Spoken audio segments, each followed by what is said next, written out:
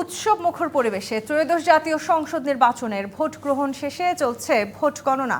বিভিন্ন কেন্দ্রের বেসরকারি ফলাফল আসতে শুরু করেছে। ঝিনাইদহ 1 আসনের বিএনপির প্রার্থী মোহাম্মদ আসাদুজ্জামান বেসরকারিভাবে জয় পেয়েছেন।